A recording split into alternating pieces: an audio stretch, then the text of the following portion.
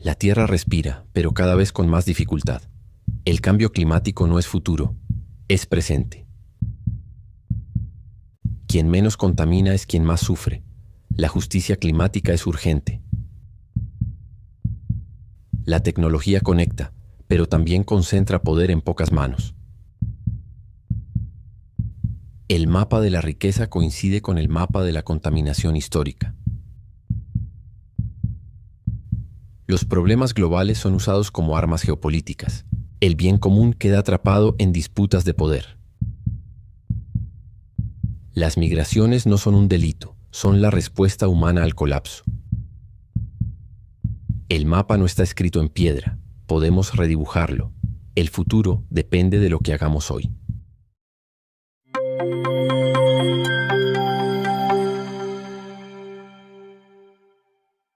Muy, pero muy bienvenido, Emilio. ¿Cómo estás? Gracias. Es un placer tenerte nuevamente en este canal. Gracias por regalarnos tu tiempo y visitarnos nuevamente. Gracias. Pues muchas gracias a ti, Mariano. Siempre es una oportunidad maravillosa y un placer visitar tu canal. Así que aquí estamos en esta educación de la nueva era, nuevamente compartiendo. Muchas gracias.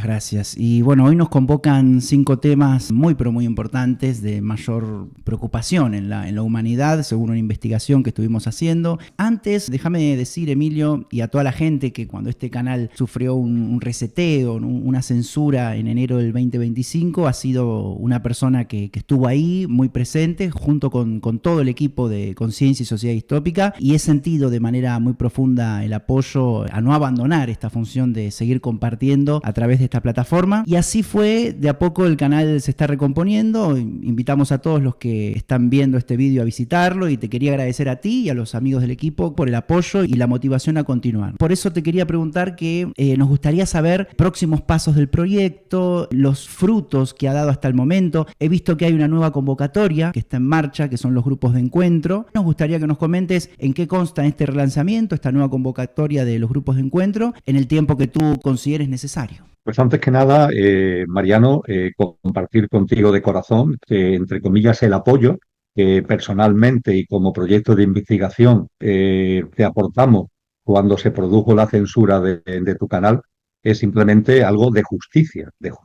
Es simplemente algo justo el apoyarte, porque lo que se hizo fue algo radicalmente injusto. Y algo injusto que tiene que ver precisamente con la distopía en la que estamos, de la que efectivamente tiene mucho que decir este proyecto de investigación Conciencia y Sociedad Distópica. Yo sé que tú vas a dar información sobre la web del proyecto, lo cual me va a ahorrar entrar en demasiados detalles, porque la web, en cuanto que se entra en ella, tiene un resumen de lo que el proyecto ha hecho en el primer sexenio de su vida, 2018, verano del 2018, verano del 2025. Ahí se encuentra recogido todo lo que hemos hecho desde el punto de vista de actividades, congresos internacionales, biblioteca con la publicación ya de 11 libros, la comunidad que tenemos en Telegram, que tiene ya casi 170 artículos publicados, la comunidad que hemos puesto en marcha en Instagram. Pero yo lo resumiría de la siguiente manera. Cuando lanzamos el proyecto en el verano del 2018, distopía y conciencia como los dos términos, los dos pilares del proyecto, se hablaba no mucho de distopía. Es curioso, porque ahora parece que eso de la distopía, no, en el 2018 se hablaba poco de distopía. Y uno de los objetivos del proyecto era poner en evidencia que vivimos en una distopía hasta el punto de que se considera normal lo que es distópico. Ha llovido desde entonces y hoy creo que el término distopía ha calado, y creo que eso es bueno desde el punto de vista no de la distopía, por favor, sino desde la toma de conciencia. Y el segundo pilar, que es la conciencia, es lo que yo diría que tenemos que seguir afianzando, porque ante la distopía la respuesta no puede ser ni el victimismo ni el derrotismo, sino que tiene que ser la conciencia. Y dentro de esta respuesta, aparte de todas las iniciativas que llevamos a cabo, tenemos en el calendario posiblemente para el 2027 un nuevo congreso internacional, seguir comunicando a través de nuestras comunidades en redes sociales, seguir impulsando la biblioteca del proyecto, etcétera, etcétera. También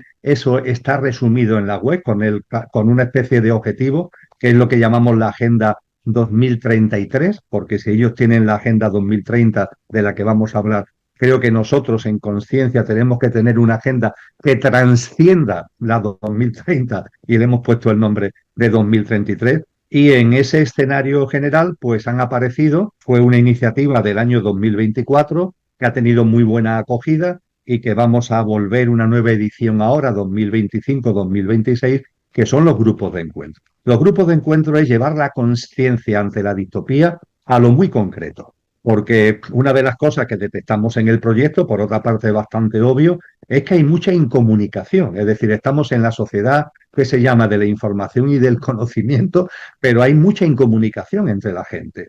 Y hay una demanda de encuentros que yo diría que, siendo encuentros de personas, son encuentros de almas. Y a partir de ahí estos grupos de encuentros con temáticas distintas para que cada cual en función de sus preferencias pueda centrarse en un asunto o en otro, pues con temáticas distintas, pero tienen siempre ese telón de fondo, un encuentro de almas en torno a la conciencia y en torno a la reflexión conjunta que lógicamente tiene un coordinador, como es en tu caso en el grupo de encuentro que tú encabezas, pero donde se intenta de alguna manera incentivar la participación, la reflexión en común, etcétera, etcétera. Y es lo que ya te digo, hemos puesto en marcha en el curso 24-25 y ahora nuestra intención a partir de octubre precisamente es volver a ponerlo en marcha para el curso 2025-2026. Pero bueno, tú has sido más activo que yo en cuanto a los grupos de encuentro porque diriges uno de ellos, así que seguro que incluso puedes aportar más de lo que yo acabo de compartir. En mi caso el grupo está activo y culminará el 20 de diciembre, ¿no? En esa fecha llegaremos a 19 encuentros. Estamos ahí desde abril juntándonos sábados por medio, así que muy feliz de formar parte de la iniciativa y también felicitaciones por a partir de octubre se van a lanzar diferentes temáticas. Invitamos a todos a visitar la web, que ahí están todos los detalles para inscribirse, ¿no? La web la están viendo en pantalla, que es www.sociedadistópica.com, y también muchas felicitaciones por la expansión en las redes sociales. He visto que también están en Instagram, así que invitamos a seguiros en esa red y la pueden encontrar como Conciencia y Sociedad Distópica en Instagram, que también lo estarán viendo en pantalla, y también la comunidad de Telegram, ¿no? Que ya viene desde hace mucho tiempo, que está ahí generando comunidad y también con muchos artículos muy interesantes que tengo la fortuna de seguir, así que animamos a todos. El 1% más rico emite más dióxido de carbono que los 5.000 millones más pobres. La crisis ambiental es el mayor desafío de nuestra era. El planeta se recalienta mientras los ecosistemas se degradan. El modelo extractivista choca con los límites de la Tierra. Como todos sabemos, no es solo una crisis ecológica de gases y temperaturas, ¿no? Es una crisis de desconexión espiritual con la Tierra. Hemos olvidado que somos parte de su tejido vital. Están sucediendo muchas cosas, ¿no? Incendios, sequías, inundaciones, huracanes, deshielos, danas. Y bueno, son mensajes de alerta que nos invitan a despertar y recordar nuestra interdependencia. Pero también encierran una oportunidad, ¿no? Impulsar una humanidad más consciente, más colaborativa y más solidaria. Acabamos de hablar de conciencia y como reflexión inicial con relación al cambio climático, creo que debemos retomar la conciencia y además es una reflexión inicial sobre el cambio climático que vale también, seguro, para los otros temas que vamos a ir viendo. Desde la conciencia, cuando abordamos una temática, debemos ser conscientes de que el diccionario nos dice que conciencia es conocerse a uno mismo en nuestra auténtica dimensión, que no solamente es perecedera, sino que también es imperecedera, nuestra dimensión que decimos en Occidente álmico-espiritual. En segundo lugar, conocer la realidad que nos rodea, los signos de los tiempos que decía Cristo Jesús, hay que conocerlo. Y en tercer lugar, la interacción entre el conocimiento de uno mismo y el conocimiento de la realidad que nos rodea. Esa conciencia, cuando abordamos los temas que vamos a abordar, nos debe llevar a ser absolutamente honestos con nosotros mismos y enormemente generosos con los demás. Quiero decir con esto que estamos en una sociedad distópica donde hay muchos interesados en que el análisis y la reflexión sobre los temas fundamentales que tú has elegido muy bien para este encuentro se base en la confrontación, se base en la división y se base en la dualidad.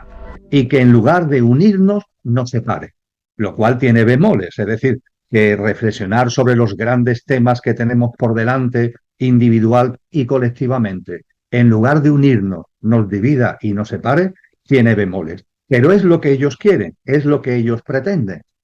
Creo que es muy importante que cuando abordamos la reflexión seamos conscientes de que ninguno estamos en posesión de la verdad, que lo que hacemos es someter a los otros nuestras consideraciones, consideraciones que deben ser honestas porque deben estar basadas en un cierto rigor, no en lo primero que se me ocurra o en la primera cosa que me pase por las redes sociales, sino que tenga un cierto rigor. Y desde luego en el convencimiento de que con relación, ya que hablábamos antes de grupos de encuentro, con relación a los encuentros que podemos tener sobre estas temáticas, ser consciente que los puntos de encuentro no se buscan, se crean, se crean. Los puntos de encuentro no se buscan, no están más allá de la primera esquina a ver, esperando que los encontremos, no. Los puntos de encuentro se crean. Dicho esto, como hipótesis para la consideración de aquellos que nos escuchen, en el proyecto Conciencia y Sociedad Distópica hemos publicado un texto monográfico sobre el cambio climático, que tiene como título precisamente El cambio climático, una aproximación consciente. Creo que en ese texto se pone, evidentemente de manifiesto, se pone, y lo sometemos, insisto, al discernimiento y el sentido común de cada cual, de que el cambio climático es un fenómeno multifacético, multicasual. No hay una única causa, punto primero. Y punto segundo, siendo un fenómeno multicasual, es indudable que la mano del ser humano está influyendo cada vez más en lo que llamamos cambio climático. Y claro, cuando hablamos de la mano del ser humano, también hay que afinar un poquito más, porque es la mano del ser humano, pero a través de un sistema socioeconómico que es depredador. La hipótesis para la consideración de que estamos en un sistema depredador lo puso ahí sobre la mesa ni más ni menos que Albert Einstein. Que yo sepa, fue el primero que señaló este sistema como depredador y a partir de ahí como un sistema depredador que afecta en general al medio ambiente y al hábitat de supervivencia de la humanidad más específicamente. Dicho esto, cuando percibimos que el fenómeno del cambio climático es multicasual, pero que el sistema depredador, la mano del ser humano, está incidiendo cada vez más, evidentemente es una oportunidad para la conciencia, porque es una oportunidad para darnos cuenta que efectivamente, entre todos, unos más y otros menos, hemos generado una dinámica de vida, hemos generado un sistema que se está revolviendo contra la vida en general y contra la propia vida humana en particular. Y en este sentido, no alimentar ni la confrontación ni el debate. Esto no va de afirmacionistas contra negacionistas y negacionistas contra afirmacionistas. Esto va de tomar conciencia. Una toma de conciencia, además, también va a aparecer esto, Mariano, seguro, que en los otros temas, que personalmente me lleva a darle poca credibilidad y a tener casi nula confianza, por no decir nula absolutamente, con los poderes públicos. Es decir, no creo que los poderes públicos de verdad vayan a hacer nada ante esto que estamos llamando en general cambio climático. Todo lo contrario, los que dominan a los poderes públicos, porque hay una minoría de la población mundial que dominando el sistema socioeconómico también domina el entramado político institucional, de modo y manera que políticos, partidos, gobiernos están bajo los dictados de esa minoría. Pues bien, esa minoría que realmente mueve los hilos de los poderes públicos y de los gobiernos, no solo no están interesados en modificar el sistema depredador que está en el origen del efecto de la mano humana en el cambio climático, no solo no están interesados en eso, sino en todo lo contrario. Están interesados que este sistema siga porque consideran que si se para es como la bicicleta, que como se pare te caes, esto tiene que seguir y seguir y seguir. Y junto con eso están también obsesionados por sacar lucro de los efectos del cambio climático, lo cual es el no va más. Es decir, no solamente no se actúa ante el sistema socioeconómico, que es una de las causas que está en el cambio climático, sino que además, para colmo, se intenta que ese sistema se lucre a través del cambio climático. Y esto lo estamos viendo con el lanzamiento de unos sectores verdes que realmente están siendo promovidos por las propias corporaciones transnacionales que están detrás del sistema socioeconómico y que han visto que la etiqueta de verde mira por dónde le puede dar negocio cuando realmente de verde no tienen absolutamente nada, sino todo lo contrario, que están aprovechando lo teóricamente verde para destrozar más la naturaleza, cosa que está pasando, pongamos por caso, con las grandes implantaciones de placas solares, que no solamente en España, sino en muchos sitios donde se están implantando esas placas solares, o en sitios que son reservas naturales, en sitios que son lugares protegidos de la naturaleza. Pero ¿tiene sentido decir que promovemos unas nuevas energías para, de alguna forma, preservar la naturaleza y la propia instalación y el funcionamiento de esas energías conlleva la destrucción de la naturaleza? Esto es uno de los muchos ejemplos que podemos poner de manifiesto para no caer en el engaño. Y claro, yo me encuentro que los afirmacionistas, por así decir, del cambio climático, no se dan cuenta que los poderes públicos le importa un bledo y que ninguno de los poderes públicos está poniendo el dedo en la llaga del sistema socioeconómico, que es una de las razones fundamentales de esa mano humana que incide, entre otras cosas, en el cambio climático, pero es que tampoco se dan cuenta de la utilización torciocera que están haciendo de los efectos del cambio climático aquellos que teóricamente hablan de ellos. Y los negacionistas, a su vez, donde ponen el acento es en el cómo esas corporaciones transnacionales están sacando de sitio y están utilizando lo que llaman cambio climático para sus beneficios económicos y empresariales. Y entonces arremeten contra los afirmacionistas. Finalmente, ¿qué nos encontramos? Pues una especie de pelea de barrio, de estas que ahora se han hecho famosas en las televisiones, ¿no? De tertulianos, donde aquí cada cual dice un poco lo que le da la gana, pero donde la realidad es que el efecto dañino sobre la naturaleza continúa y continúa. Y ante esto, ¿qué hacer? El qué hacer, Mariano, tiene que ver con la conciencia y tiene que ver con nuestra responsabilidad.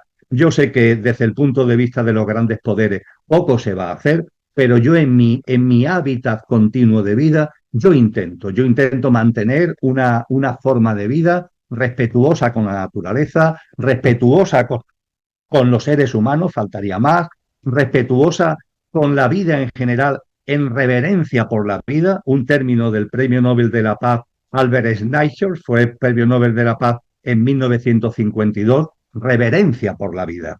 Creo que lo que estamos viendo, ¿no?, que llamamos cambio climático, este daño a la naturaleza en conciencia, nos debería alentar a tener reverencia por la vida en todas sus manifestaciones, en todas sus expresiones, que esa reverencia por la vida nos traiga paz, porque cuando se reverencia la vida, también nos inunda la paz. El virus de la violencia que está tan presente en la sociedad distópica se va como diluyendo. La reverencia por la vida es un gran disolvente del virus de la violencia que aparece antes que nos demos cuenta. No solamente son las guerras, es mi deseo a veces de convencer a los demás y de imponer mi criterio y de que yo tengo razón. Eso también es violencia a distinto nivel, pero eso también es violencia. Y yo creo, por tanto, que todo lo que tiene que ver con el cambio climático es una oportunidad de conciencia que debemos llevar al terreno de la responsabilidad personal y que ese terreno de la responsabilidad personal se plasma en una dinámica de vida, de reverencia por la vida, de traer a nosotros paz, de traer a nosotros el disolvente del virus de la violencia y a partir de ahí llevar eso a nuestra práctica de vida, desde qué hacemos con los residuos hasta cómo nos alimentamos. También, bueno, además de buscar confrontación y hacer bandera de lo verde, ¿no? Esto que estuve apuntando, lo que mencionabas. La pelea dual, esta de que alguna vez hablamos también, Emilio, esto de que están los que siguen a la élite, los que no la siguen, pero a la vez entre los dos se pelean, pero también quedan pillados ahí, entonces aparecen los que están de un lado y del otro, pero en definitiva están bajo el mismo manto. Y también nos dicen una y otra vez que las crisis que vivimos son inevitables, como si fueran tormentas naturales que no se pueden detener, pero la verdad es otra, ¿no? Las crisis son el resultado también de decisiones humanas. El factor humano es muy importante. Modelos políticos y económicos que eligieron priorizar el lucro, ¿no?, el negocio sobre la vida. Si lo construimos así, también podemos transformarlo, ¿no? Por ejemplo, los jóvenes. Los jóvenes heredan un planeta degradado, heredan deudas ecológicas y sociales que no pidieron Y sin embargo, son ellos quienes levantan banderas del cambio, quienes marchan por el clima, se están viendo muchas manifestaciones, imaginan nuevas tecnologías, saben usar las nuevas tecnologías, no aceptan esto de que es inevitable y no hay alternativa. Y hoy se les margina de los espacios de decisión política. Yo creo que es importante darles voz, darles poder, abrirles las puertas de los gobiernos, los foros internacionales y los parlamentos. Invertir en la juventud es invertir en un futuro justo y sostenible. Y también la crisis climática es un espejo de cómo vemos nosotros la naturaleza, porque la hemos tratado como un recurso infinito, olvidando que es un sistema vivo del que dependemos. El antropocentrismo, ¿no? Esto de creer que el ser humano es el único, es el centro del universo, y el extractivismo nos han llevado al borde del colapso. Durante demasiado tiempo se ha invisibilizado a quienes ya saben convivir con la naturaleza, como por ejemplo campesinos, comunidades indígenas, y ellos no aparecen en las cumbres internacionales. No sé, yo no vi ningún campesino ni ningún indígena en los grandes foros que se hacen de cambio climático. No hablan ellos en los grandes escenarios, pero son quienes sostienen la vida desde abajo. La esperanza está, creo yo, Emilio, y ahora me compartirás qué es lo que opinas, pero amplificar esas voces. Los jóvenes, las personas que ya viven en consonancia con la naturaleza, proteger sus territorios, aprender de sus saberes. Los indígenas saben mucho de la naturaleza y de los ciclos, cómo funciona lo natural, porque viven de ella. Pero el futuro no se va a construir solo desde Silicon Valley o Davos, sino también desde las comunidades que resisten y crean en silencio. No son escuchados, pero crean en silencio. Y para eso, Mariano, que estoy totalmente de acuerdo, debemos utilizar vías alternativas. Es decir, las vías antiguas están absolutamente controladas por los que dominan y controlan el sistema socioeconómico. Gracias al dominio del sistema socioeconómico, controlan el entramado político institucional y también el complejo tecnológico y el complejo militar. Ante eso, tenemos que buscar las tecnologías de las que hablaremos después, parte de esas vías alternativas. De hecho, es algo que a los que gobiernan más o menos en este mundo, es algo que enormemente, porque se les escapa de control. Las tecnologías que ellos intentan dar y controlar todavía al menos son muy abiertas y nos permiten generar flujos de información, flujos de comunicación, como ahora modestamente estamos haciendo tú y yo, y eso debemos incentivarlo lo más posible. Desde luego, el papel de la juventud en todo, y muy especialmente estamos compartiendo, es fundamental. Una juventud a la que no solamente se le está poniendo difícil por la pesada herencia, por así decir, sino que se les es difícil porque se les quiere meter el canal de un autodenominado sistema educativo realmente tiene muy poco. Y que en lugar de favorecer que saquen estos jóvenes, estos chicos y chicas, lo mejor de ellos mismos, sus dones, sus talentos, sus capacidades innatas, y darle habilidades y formación para ejercitar y plasmar esas cualidades y esos dones y talentos, en lugar de eso, lo que se hace es encorsetarlos, formatearlos e intentar llevar a cabo algo que ni es educación, ni siquiera es formación, es formateo. Y el formateo ya sabemos que es algo que se mete en el ordenador y que al formatearlo los archivos originales desaparecen y se les mete otros archivos. Afortunadamente, los archivos fundamentales de nuestros jóvenes no se pueden borrar, pero se le intenta encriptar. A partir de ahí, creo que tenemos que darle, como tú muy bien has dicho, voz y protagonismo y confianza.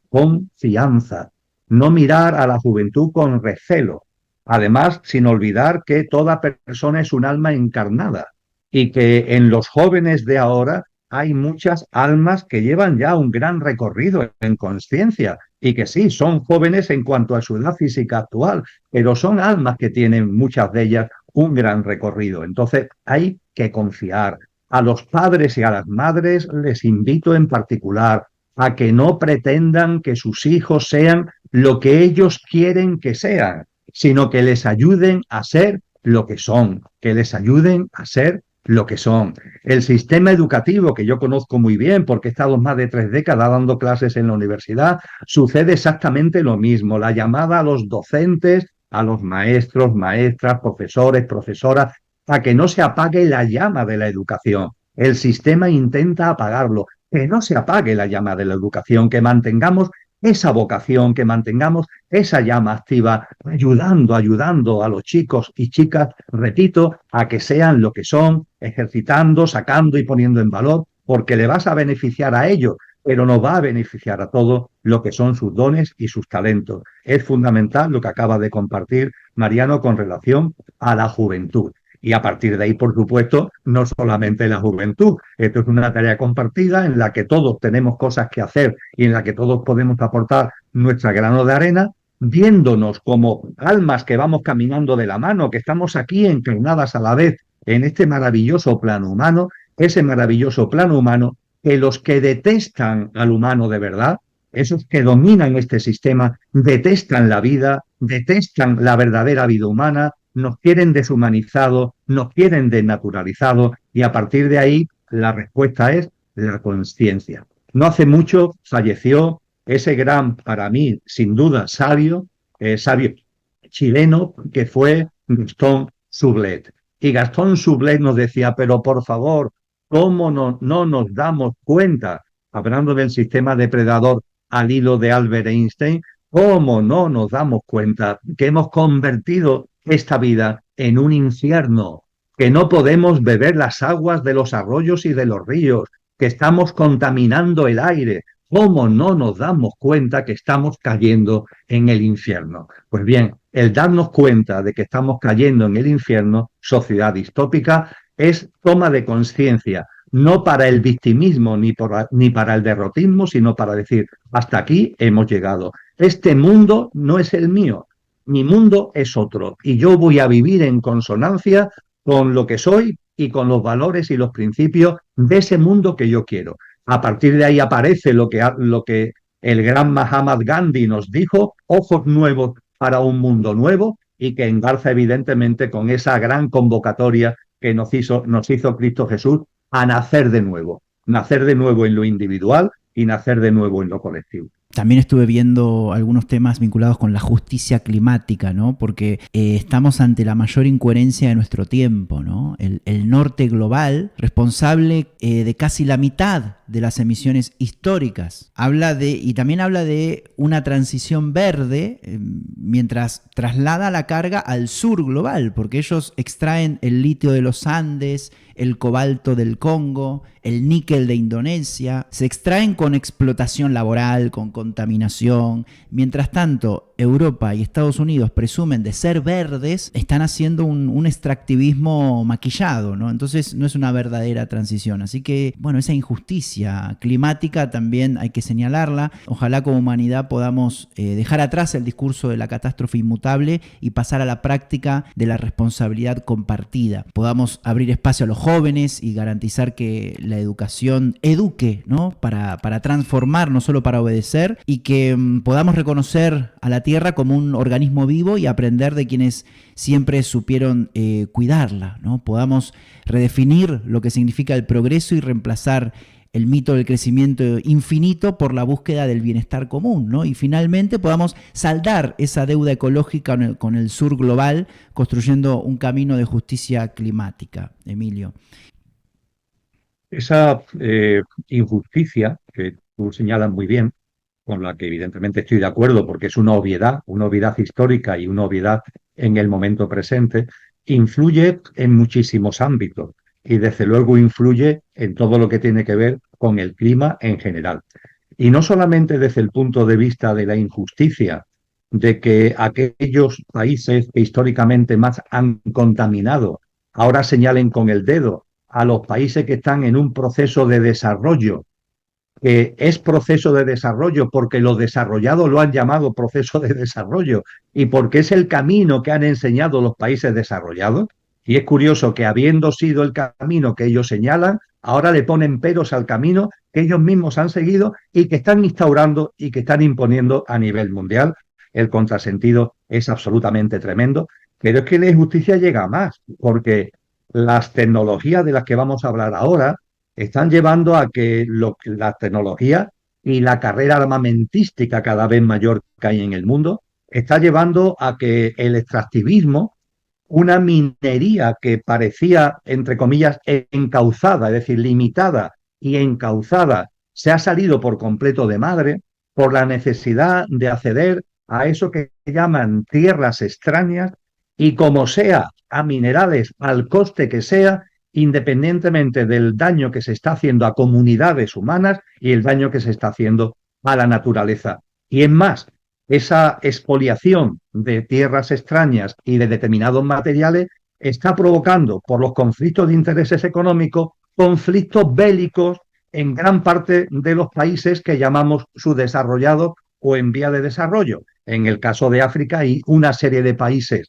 que me sé de memoria, pero es demasiado largo como para exponerlo, que están viviendo auténticas masacres de seres humanos, niños, ancianos y mujeres incluidos, porque las corporaciones transnacionales están incitando golpes de Estado, guerras civiles, con el objetivo precisamente de hacerse con el control de esas tierras que poseen tierras extrañas, esos materiales que para ellos valen su peso en oro y que como para ellos el fin justifican los medios, hacen lo que hace falta contar de hacer lo suyo. Con lo que podemos darnos cuenta, lo seguiremos viendo, de que cuando abordamos estos grandes temas que afectan a la humanidad, podríamos decir que es poliédrico, ¿no? Porque un asunto está íntimamente relacionado con otro, y el otro con el otro, y el otro con el otro. Es como un poliedro donde no se pueden analizar las cosas por separado, sino que cuando vamos analizando cada cosa con rigor, nos vamos dando cuenta de que todo está engarzado.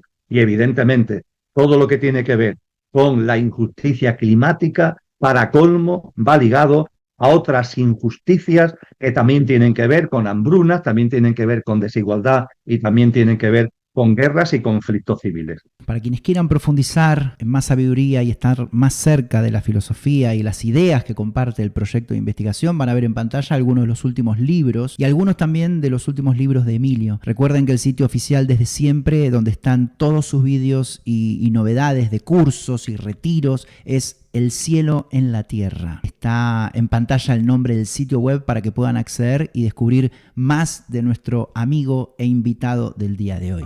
El 70% de los nuevos empleos podrían estar mediados por la inteligencia artificial antes del 2030.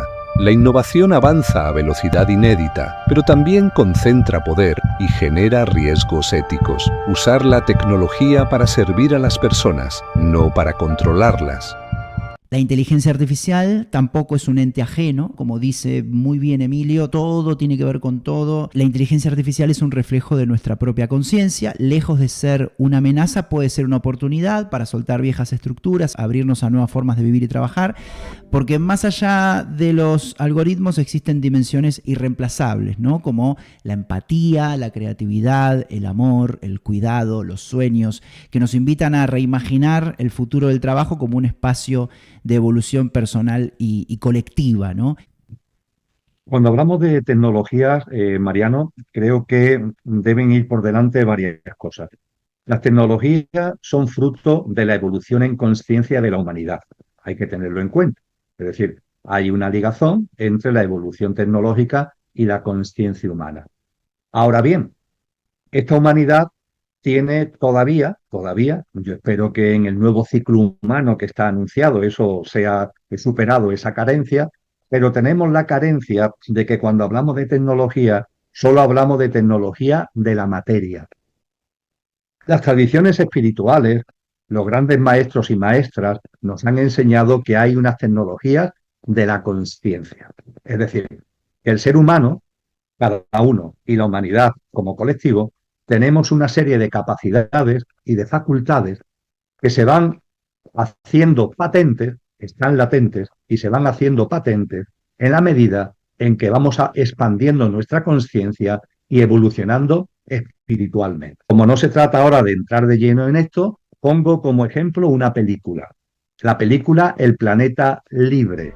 Una película que está libre, de libre acceso, actualmente en las redes sociales y en YouTube. Ahí se puede ver con toda tranquilidad. Y ahí podemos ver que hay como una humanidad que ha dado ya el salto evolutivo a la nueva humanidad que nos han enseñado, que nos han dicho que llegará exactamente cuando corresponda, que utilizan, por ejemplo, para viajar de un planeta a otro, utilizan la tecnología de la consciencia. Me quedo ahí, pero no quería dejar de hacer referencia a esta tecnología de la consciencia que, por supuesto, en ningún momento violenta la vida, porque las tecnologías de la materia en demasiadas ocasiones experimentan con la vida de seres vivos, o experimentan y manipulan la vida, cosa que la tecnología de la conciencia nunca, por supuesto, va a hacer.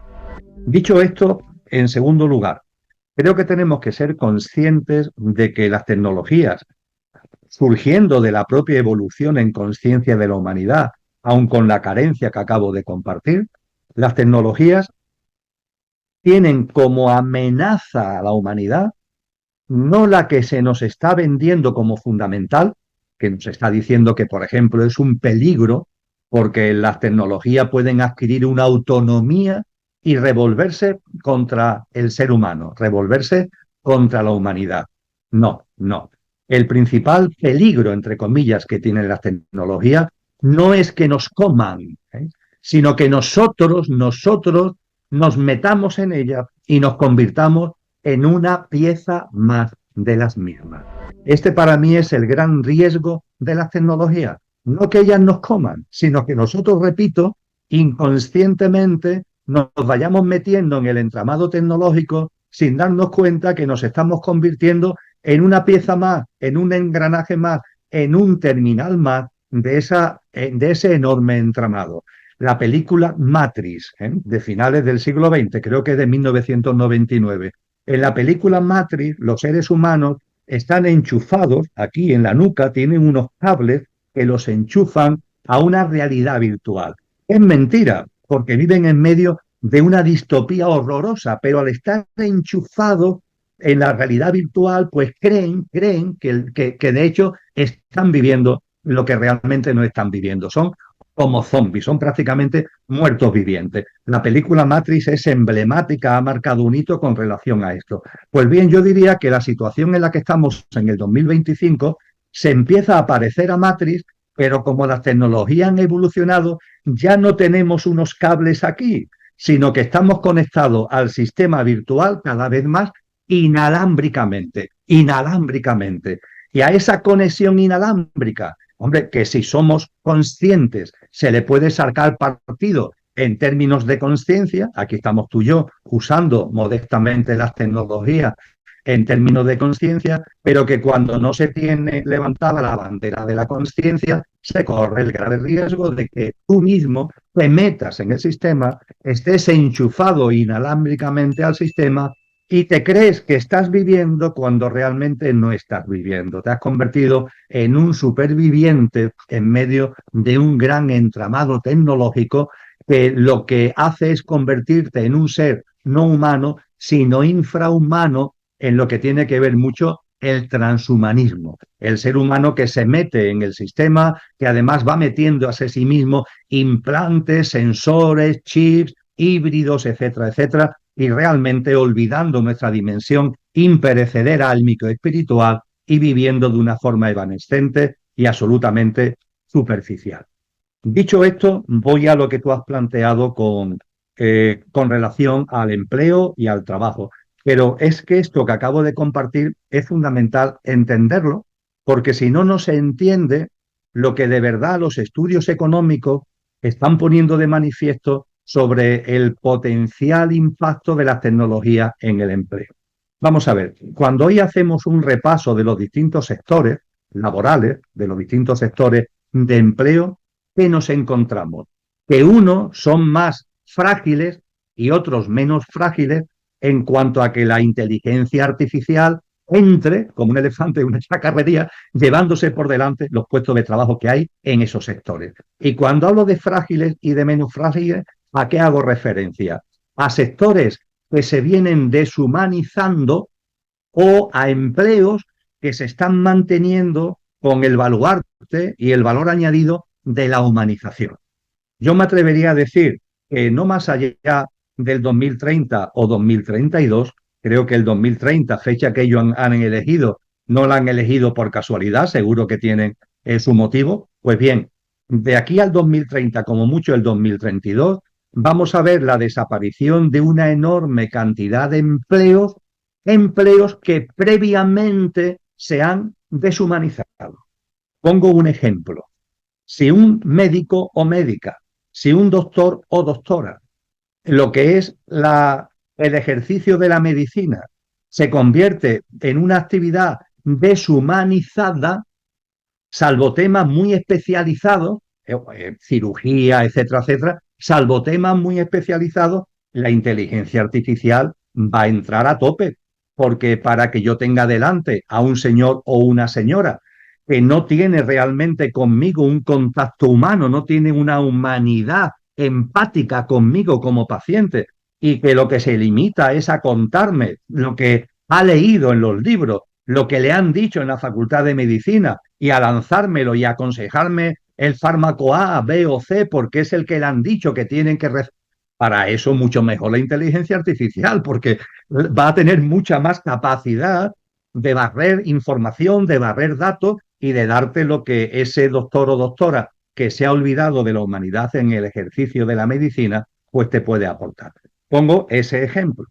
Si lo que queremos, pongamos por caso, es que cuando vamos a un supermercado, lo que queremos es simplemente a la hora de pasar por caja, es algo muy rápido y donde simplemente pli, se vayan pasando los productos, nos den la factura y nosotros en efectivo o no, cada vez más con tarjeta de crédito paguemos, la inteligencia artificial va a entrar a mansalva en eso. Pero si yo como cliente, yo sí valoro que haya una persona en casa que me saluda y a la que yo saludo, y que esa persona además, como yo suelo ir al sitio con cierta frecuencia y soy un cliente entre comillas habitual, pues yo ya más o menos, aunque ella a mí no me conozca esa persona porque somos muchos los clientes, pero ya esa persona la conozco y hasta cierto punto ha formado parte, ha pasado a formar parte de mi vida.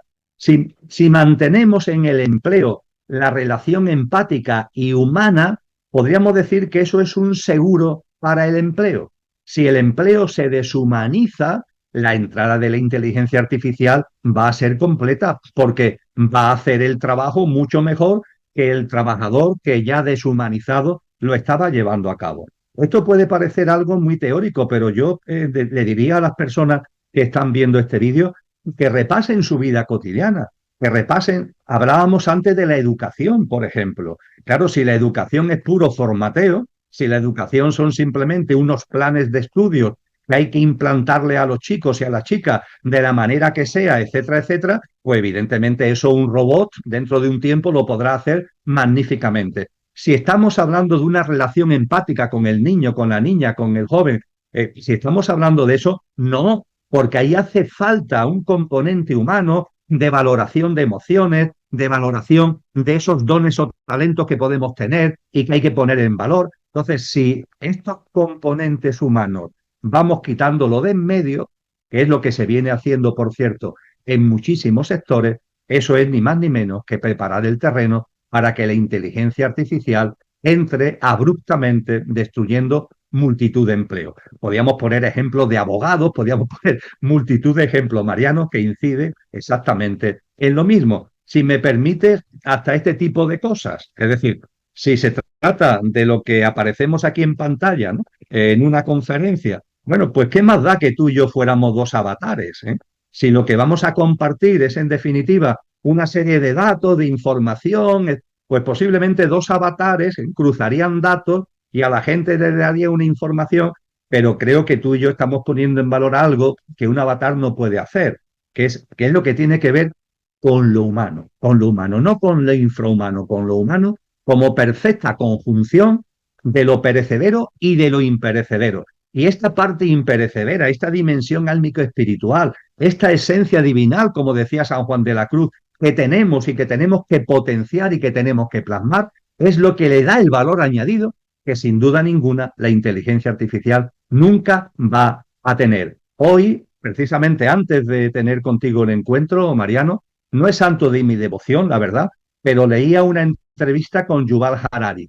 Y Yuval Harari, en esa entrevista, la puedes encontrar seguro en redes, porque yo la he leído esta misma tarde, Dice, ojo, porque nos quieren convencer que la inteligencia artificial tiene conciencia y no la tiene. No es verdad que la tenga. Puede aparentar que la tenga, pero no la tiene. Y eso no lo dice Yuval Harari, eso ahora lo digo yo. No lo tiene, ¿por qué? Porque no tiene el componente imperecedero que sí tenemos los seres humanos. Es que la conciencia no tiene que ver con el cerebro, es que la conciencia no tiene que ver con el conocimiento. La conciencia, como hemos dicho desde el principio, es mucho más. Y eso es lo que tenemos que poner en valor. Sí, sí, totalmente. Los robots pueden ser programados con infinidad de datos, pero nunca le van a depositar en el robot un alma, ¿no? Un alma, una conciencia, ¿no? Porque eso es algo mucho más elevado. Y además, Emilio, la inteligencia artificial está muy monopolizada por sus productores, lo cual conduce también a mayor desigualdad, que es el próximo tema que vamos a ver. Porque vivimos en un mundo donde la tecnología promete democratizar el acceso a servicios esenciales, pero en la práctica ocurre lo contrario. La inteligencia artificial concentra el poder en manos de unas pocas corporaciones gigantes, como son OpenAI, Google, Microsoft, Meta y Amazon.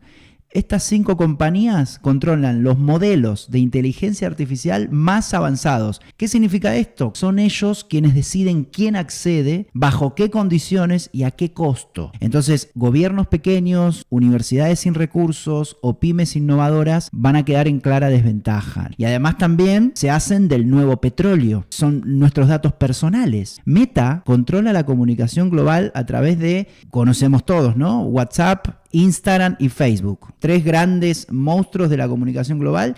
Google domina las búsquedas de Internet y más del 80% de la publicidad digital en algunos mercados. Ambas compañías convierten nuestra intimidad en mercancía, es decir, recolectan datos masivos y los venden como publicidad ultra dirigida. El discurso suena muy atractivo, ¿no? Una aureola de bondad, conectar mejor a consumidores y marcas, pero la realidad es que los usuarios pierden control sobre su privacidad mientras las grandes empresas se enriquecen. Y detrás de ese discurso de innovación y progreso se ocultan millones de empleos destruidos y, como tú bien decías, Emilio, deshumanizados, y una brecha digital que deja atrás precisamente a quienes más necesitarían el apoyo de la tecnología. Nada, ojalá se pueda regular con principios éticos y de justicia social. La tecnología no debe reemplazar a la humanidad, sino potenciarla, y si no la regulamos, seguirá ampliando las desigualdades en lugar de reducirlas. Tener cuidado de nosotros no quedar abducidos, porque de esos ejemplos sobran. Las redes sociales están programadas para maximizar el tiempo de uso porque sus ingresos dependen de la publicidad. ¿Y qué significa esto en la práctica? Que un vídeo de cotilleo sobre la vida de los famosos tiene más visibilidad que un contenido de conciencia y de educación. Incluso hemos vivido censura en nuestro canal, en este canal. Cierres de canales como este, que su intención solo es sembrar semillas de conciencia, pero los algoritmos no priorizan lo más sano o lo más útil, sino lo más adictivo, aunque eso genere polarización, desinformación y miedo. Como suscribo lo que has compartido, y finalmente nos lleva también a nuestra propia responsabilidad, ¿sí? Que es lo que nunca debemos olvidar, que cada uno tenemos también nuestra responsabilidad. En última instancia, del uso de las tecnologías que yo hago, el responsable soy yo. Pueden querer influirme, pueden querer manipularme, por supuesto que me quieren controlar, monitorear, pero del uso que yo hago de las tecnologías, el responsable soy yo. El no caer en la abducción en la pantalla, el responsable soy yo. El que cuando me llega algo, el divulgarlo, el reproducirlo, el responsable de esa reproducción soy yo. Yo soy el responsable de eso que me ha llegado y que me ha llamado la atención, antes de enviárselo a otra persona, contrastar que es cierto, contrastar que es verdad. No simplemente como me gusta, lo reproduzco, porque de esa forma ponemos en marcha cadenas interminables de desinformación, de falsas noticias, de rumorología que consideramos información, etcétera, etcétera. Y ahí la responsabilidad es mía. Y la responsabilidad es mía desde el punto de vista de acotar en mi tiempo de vida, en mi día a día, qué tiempo le dedico al móvil, qué tiempo le dedico al ordenador, acotarlo y no dejarme meter en una dinámica loca en donde finalmente, como decíamos anteriormente, nos extiendo en un entramado tremendo y nos estamos convirtiendo transhumanamente en una pieza más de ese entramado. Así que a todo lo que hemos unido, a todo lo que hemos compartido, uno, ya lo hemos dicho antes en la otra temática, lo vuelvo a decir ahora, oye, también que no caigamos en el victimismo, que es que nosotros tenemos una responsabilidad y que el uso que yo hago de las tecnologías, por más que haya unos aires, unos vientos que me quieren llevar por aquí y por allí, pero yo me puedo poner, como hizo Ulises, ¿no? En el famoso barco, yo me puedo poner en el centro del barco bien agarrado e intentar que este huracán no me lleve para un lado y para otro, ¿no? Hoy, 26 personas poseen más riqueza que 3.800 millones de seres humanos. Las brechas de riqueza, poder y oportunidades marcan la vida de millones. La desigualdad no es natural, es el resultado de decisiones políticas y económicas. Sabemos que la pobreza no es solo falta de recursos, también refleja nuestra conciencia y cómo distribuimos la riqueza y las oportunidades y nuestra capacidad de poder incluir, de poder integrar, de poder unir. Y la desigualdad nace de la ilusión de separación, de creer que podemos prosperar sin cuidar al otro, sin empatizar y sin colaborar. Y superarla implica reconocer que la verdadera riqueza no está en lo que poseemos, sino en lo que damos. Dos datos creo que ponen en evidencia la envergadura, la dimensión de la desigualdad que vivimos en la actualidad. Por una parte, los primeros estudios que lo pusieron de manifiesto fueron en el 2015, donde saltó a la luz pública que el 1% de la población mundial tiene más patrimonio y riqueza del 99% restante. Somos algo más de 8.000 millones de almas encarnadas en estos momentos. Pues bien, el 1% de los seres humanos tienen más recursos y patrimonio que el 99% restante.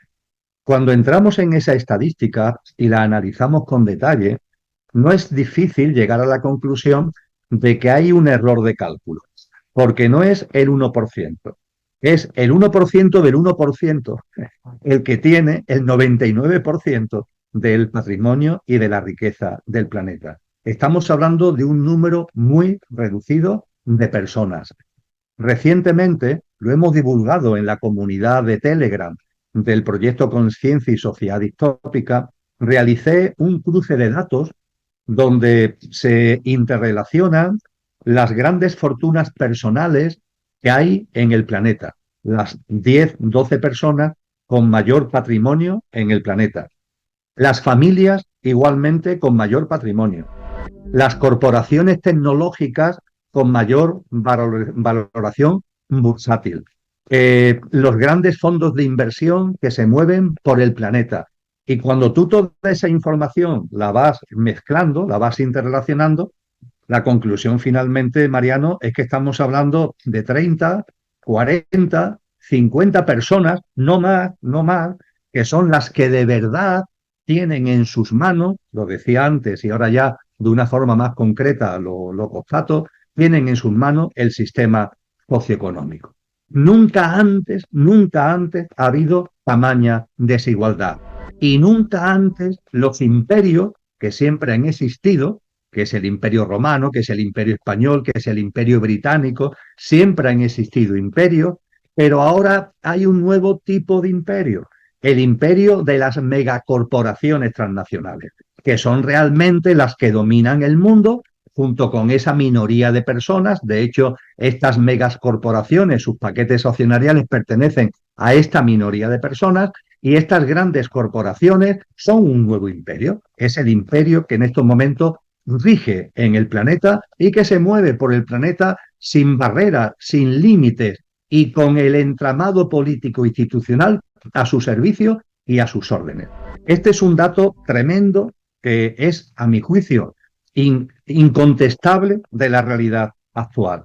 El otro dato también incontestable, los datos que tenemos sobre las hambrunas que hay en el planeta, las personas que cuando se levantan, si es que se levantan, cuando se despiertan, si es que han dormido por la mañana, no saben si van a comer durante el nuevo día, no lo saben. Lo más probable es que no, pero es que no lo saben.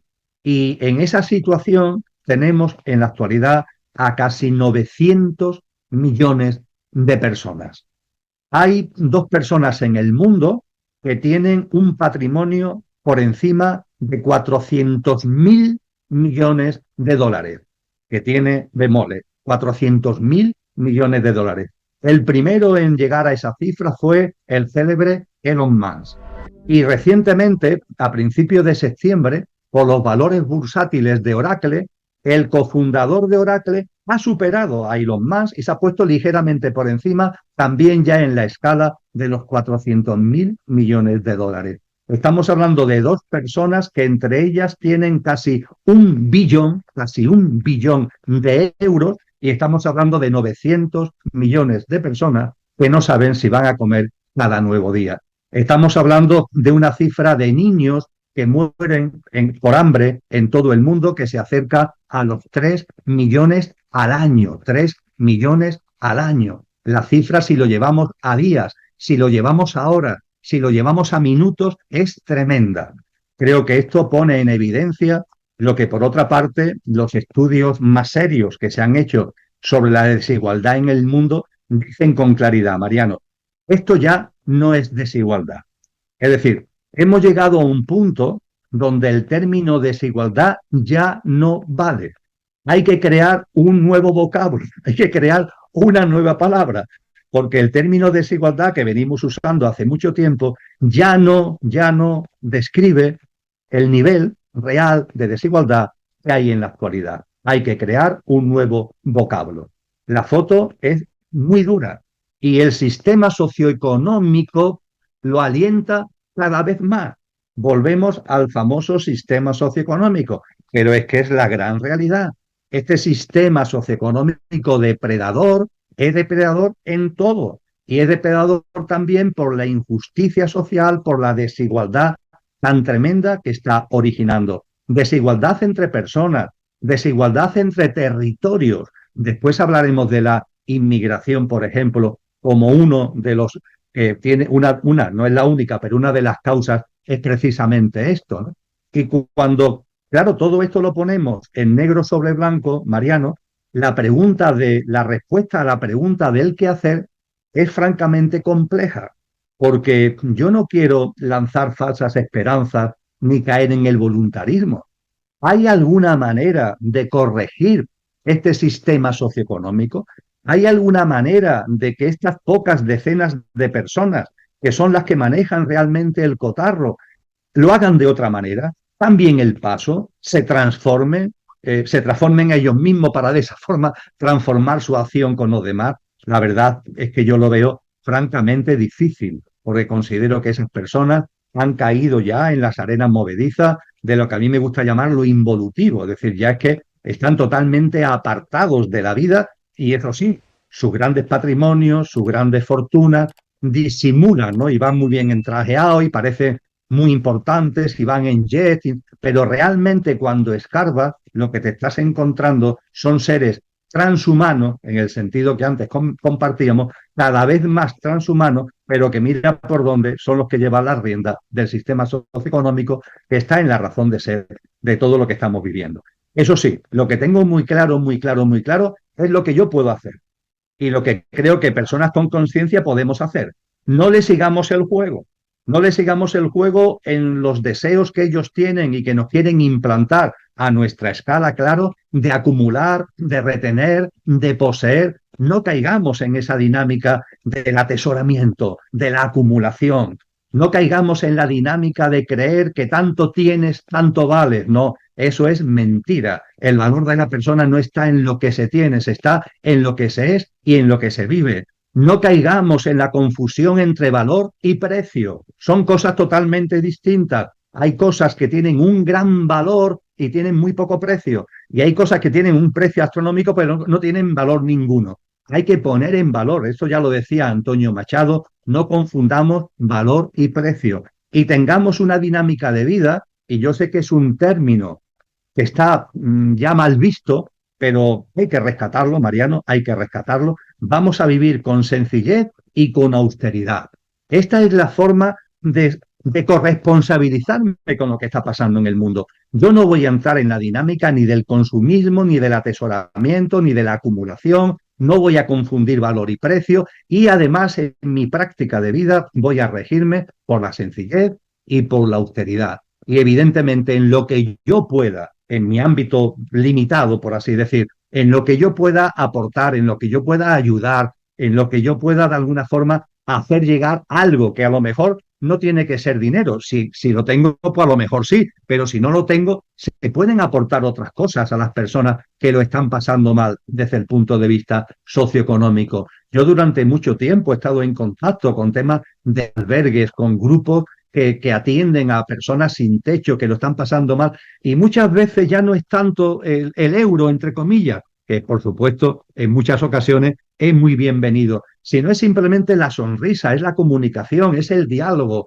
es esa mirada amable de persona a persona, que tienes una persona que sí, que puede ser un indigente, que lo está pasando mal económicamente, pero es un ser humano, y a veces lo que más agradece y lo que ayuda a esa persona en no caer en estados anímicos de depresión es precisamente esa mirada humana, es ese contacto humano. Así que la austeridad, la sencillez, la empatía y la humanización creo que forman parte del paquete de acciones que sí están a nuestra mano. Yo no puedo cambiar a estos 40 o 50, me temo muy mucho que no tienen posibilidad de cambio, ojalá sí, pero me temo muy mucho que no, pero sí puedo en mi día a día llevar a cabo cosas como las que brevemente acabo de compartir.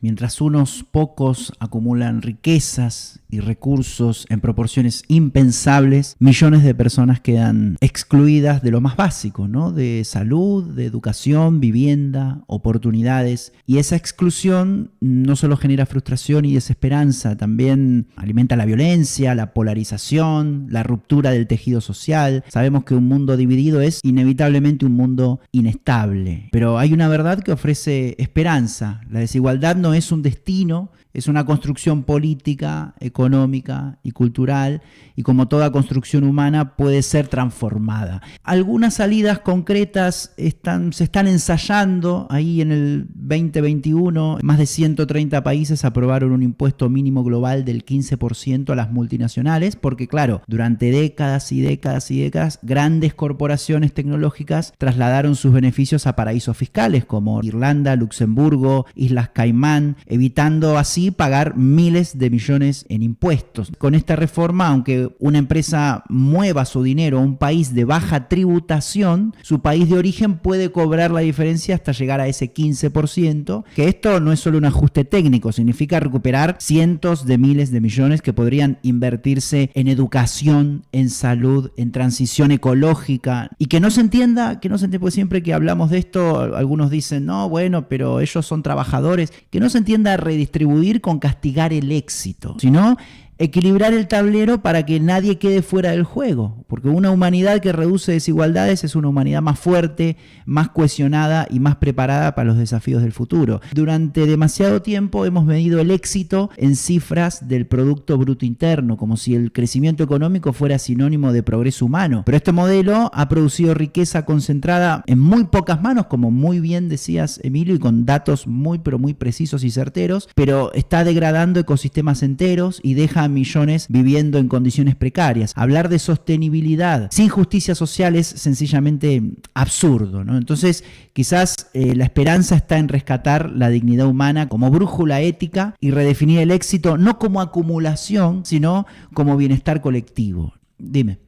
Escuchándote, he recordado un estudio que publiqué en torno al año 2019, 2018-2019, contabilizando los recursos públicos, es decir, los recursos de todos, las haciendas públicas, los recursos de los contribuyentes, que se habían desviado a la banca privada para salvarla de la crisis famosa que se desarrolló a partir del 2007-2008.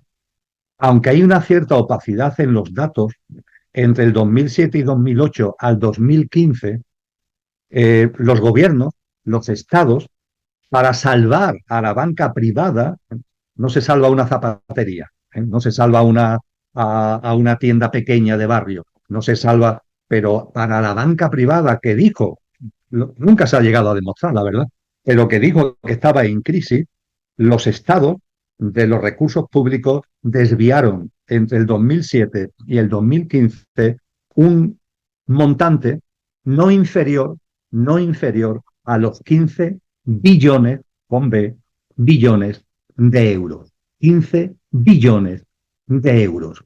Cuando vemos este montante, las cifras tiene tantos ceros que ni sabemos de lo que estamos hablando. Pero para que tengamos una idea de lo que suponen 15 billones de euros, significa que si esos 15 billones de euros, recursos públicos, en lugar de desviarlos a la banca, se hubieran dirigido a programas de alimentación, de educación y de salud en todo el mundo, habría habido dinero suficiente para financiar todos los programas de salud, alimentación y educación que se necesitan en el planeta durante 255 años. Durante 255 años. Este dato, que es también absolutamente objetivo, estamos hablando de desvío de recursos públicos sacados de las haciendas públicas, estamos hablando de datos de organizaciones internacionales que tienen contabilizado el dinero que se necesita para cubrir los programas de alimentación, educación y salud, hacemos la comparación y llegamos a esta conclusión. Por lo tanto, conclusión de la conclusión, si se quiere, se puede. Porque cuando se quiere algo, bien que se saca el dinero como para conseguirlo. El problema es que los que dominan el cotarro sí tienen intereses en desviar dinero de los contribuyentes a sus bancas, a su banca privada, pero no tienen el más mínimo interés en cubrir las necesidades que tenemos los seres humanos. Es, desgraciadamente, la conclusión.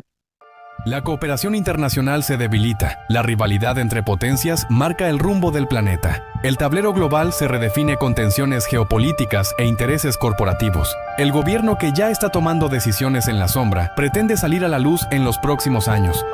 Sabemos que el mundo vive una reconfiguración profunda. Lo que se llama nuevo orden mundial refleja tensiones y alianzas. Al mismo tiempo, la Agenda 2030 avanza con retraso, ¿no? Menos del 20% de sus metas están en camino. Afortunadamente, la agenda que no va con retraso es la 2033, ¿no? La del proyecto Conciencia y Sociedad Distópica.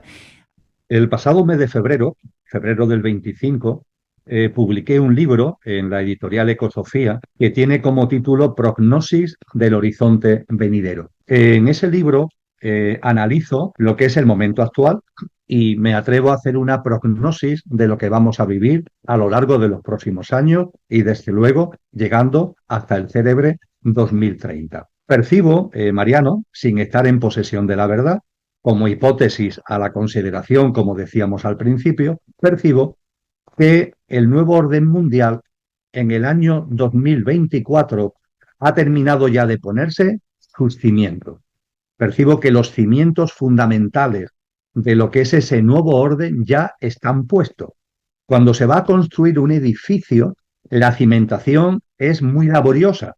Con frecuencia es lo que más tiempo tarda y lo que más recursos necesita, porque es una labor farragosa. Percibo que el 31 de diciembre del 2024 la cimentación del nuevo orden es una realidad. Y que lo que vamos a ver de aquí a 2030, por tanto, en este lustro en el que estamos, 2025-2029, es cómo se van a ir poniendo las plantas de ese edificio. Podríamos decir así, coloquialmente, cada año una planta nueva, una vez que la cimentación ya está hecha, para que en el 2030 se pueda inaugurar el edificio a través del nuevo orden mundial. Cuando hablamos del nuevo orden mundial, exactamente ¿de qué estamos hablando?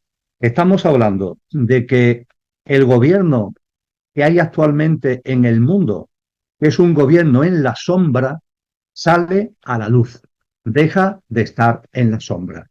Estas pocas decenas de personas a las que yo hacía referencia, que están actualmente ya gobernando el mundo, el sistema socioeconómico y a partir de ahí todo lo demás, pero que están en las bambalinas, están detrás del escenario, el nuevo orden mundial conlleva que aparecen en escena.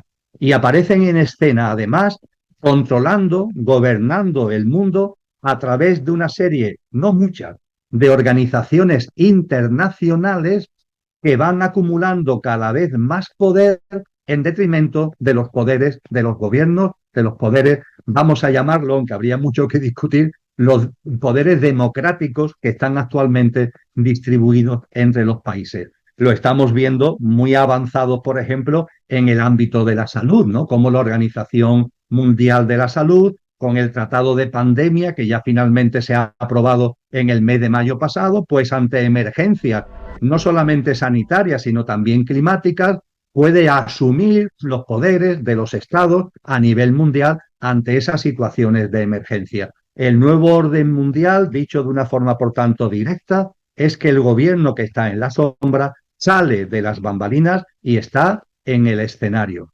Igualmente conlleva fundamentalmente la instauración del transhumanismo. El transhumanismo que sustituye a una visión de la humanidad humana y consciente. Un transhumanismo que nos quiere convencer de que el ser humano es puramente nuestra apariencia física y material, nuestro mundo físico, emocional y mental, y que nuestra evolución está llamada, y es la única manera de conseguirlo, a meternos en el entramado tecnológico, a enchufarnos inalámbricamente, pero enchufarnos al entramado tecnológico. Eso es el transhumanismo. Y junto con eso hay algo muy importante que yo me atrevería a vaticinar, Mariano, y es que en algún momento, estos años 2025 a 2029, vamos a seguir estando en la batidora, permíteme que lo diga así, en la batidora. Removimientos, tensiones, conflictos, muchos de ellos, la inmensa mayoría, promovidos por ellos mismos, porque se trata de tener al ser humano metido en la inseguridad, en el miedo, en la incertidumbre, en la inestabilidad, porque eso nos hace frágiles, porque eso nos hace caer precisamente en el derrotismo, porque eso nos hace no prestar importancia y la atención debida a la conciencia. Yo barrunto que entre el 2025 y el 2029 vamos a seguir en la batidora. Esa batidora ellos le han dado un nombre.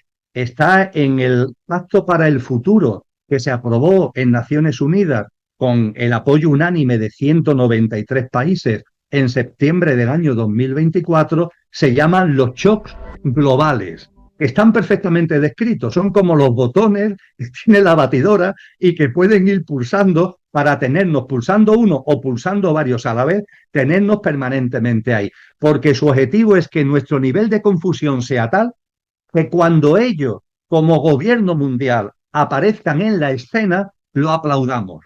Porque ellos aparecerán en la escena, Mariano, vendiendo que traen ya por fin la paz y la seguridad. Fíjate, está anunciado en los textos cristianos de hace 2000 años.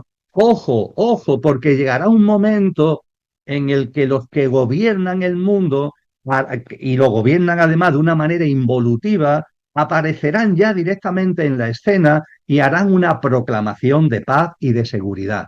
Y después de tanto tiempo en la batidora, ya llevamos un tiempo, y lo que nos queda, pues la gente, de forma inconsciente, querrá creerse que eso es así. Y aplaudirán la instauración de ese nuevo orden mundial, que es ni más ni menos que más de lo mismo, pero revestido de otra forma, la plasmación ya pública de lo que ahora mismo está detrás de las bambalinas y no vemos en el escenario, y de un transhumanismo donde lo virtual y lo artificial se va a revolver directamente contra el ser humano para, repito, convertirnos en un engranaje más de ese entramado tecnológico completo. Esto es para mí la síntesis de lo que es el nuevo orden mundial, lo que es la síntesis también de lo que vamos a vivir. Esta batidora para ellos es absolutamente imprescindible. Podemos tener dudas de qué botón van a apretar y hasta qué nivel de intensidad le van a dar apretón. ¿Va a haber una guerra mundial? ¿No va a haber una guerra mundial? ¿Va a haber nuevas pandemias? ¿No va a haber nuevas pandemias? ¿Hasta dónde van a llegar y a dónde van de alguna forma, impulsar las emergencias climáticas? ¿Hasta dónde puede haber fenómenos? Porque en la relación de shock globales hasta se habla de estos fenómenos que vienen del espacio exterior, que pueden de alguna forma afectar a la dinámica de vida habitual. Estos botones están ahí. La intensidad con la que se van a apretar, yo no lo sé. Lo que no tengo ningún tipo de duda es que se van a ir apretando convenientemente para mantenernos en la batidora.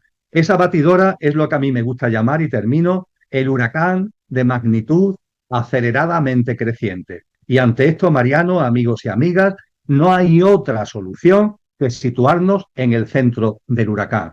Y eso se consigue con conciencia, situarnos en el centro del huracán. En el centro de un tifón no hay viento. En el centro de un tifón la temperatura es cálida y los cielos están despejados. En el centro del tifón. Como te salgas, te ves metido en el torbellino. Y claro, si no vivimos en conciencia, si no tomamos conciencia conociéndonos a nosotros mismos, conociéndonos los signos de los tiempos, interrelacionando el conocimiento de nosotros mismos con el conocimiento de la realidad, abriendo una dinámica de vida. Hemos incidido ya en muchos campos, ¿verdad?, de esa dinámica de vida consciente que tenemos que llevar a cabo en nuestra relación con la vida, en nuestra relación con los demás, en nuestra relación con la tecnología. Si no somos capaces de tener responsabilidad con nosotros mismos y situarnos en el centro del huracán, en ámbitos como los que hemos comentado y todos los demás de nuestra vida cotidiana, vamos a ser simplemente manipulados, vamos a ser simplemente tergiversados y vamos a ser simplemente convertidos, sin darnos casi ni cuenta, en unos fantoches transhumanos que además nos venderán que podemos vivir 5 años más, 10 años más, 30 años más, y nadie se preguntará, ¿pero para qué quiero vivir más o menos años si no tengo calidad de vida? ¿Para qué quiero vivir más o menos años si me he convertido ya en un muerto viviente? Si soy un zombi, que no estoy viviendo, estoy sobreviviendo, que realmente no estoy haciendo, estoy reaccionando ante los implantes, los programas que me tienen metido desde el sistema. En lugar de hacer este tipo de reflexiones, ellos nos quieren inconscientes, transhumanos y llenos de miedo, de inseguridad, de inestabilidad y de esa forma manipulables y troceables e implantables, querido amigo. Te invitamos a profundizar en el libro Prognosis de un horizonte venidero. Dejaremos su portada para que lo puedan tener identificado y puedan encontrarlo también, bueno, lo pueden encontrar en el blog El Cielo en la Tierra, el blog oficial de Emilio Carrillo. Bueno, sí, la verdad que según lo que mencionas, Emilio, el panorama parece muy sombrío. Bueno, crisis climática, venimos hablando de la crisis climática, de las desigualdades crecientes, de la concentración tecnológica, el monopolio de la tecnología, la inteligencia artificial. Lo más duro es reconocerlo, ¿no? El sistema actual no es que está en crisis, sino que el sistema es la crisis. Es la crisis. Y pretender resolverlo con pequeños ajustes es como poner parches a un barco que ya se hunde.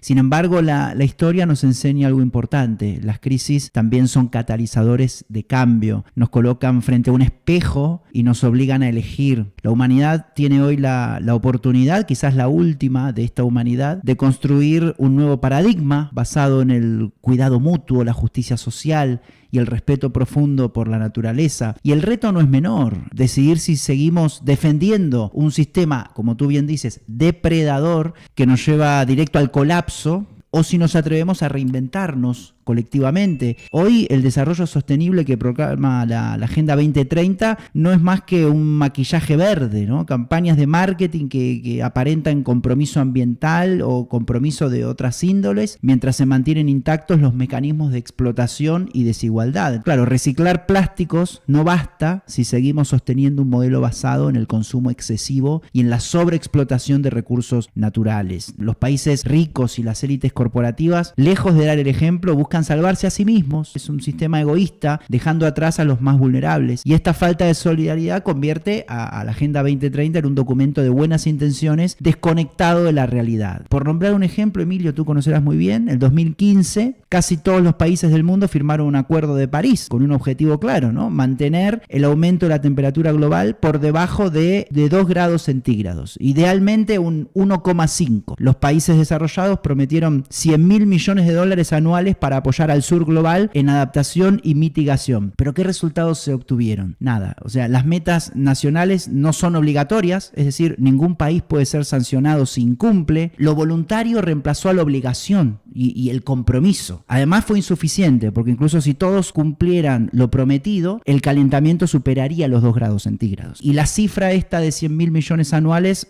jamás se cumplió en su totalidad. Gran parte del dinero no es nuevo, sino que es ayuda reciclada, disfrazada de financiamiento climático. Predominan los préstamos por sobre las donaciones en ese acuerdo, que además esto aumenta la deuda de los países pobres. O sea, fue un acuerdo utilizado para hacer negocios envueltos en falta de transparencia. Mariano, en la amistad que tenemos, y también por respeto, ¿no?, a las personas que se acerquen a esta emisión, tengo que hablar con sinceridad, insistiendo en que no estoy en posesión de la verdad, por favor, bajo ningún concepto. Pero sí planteo de corazón mi convencimiento.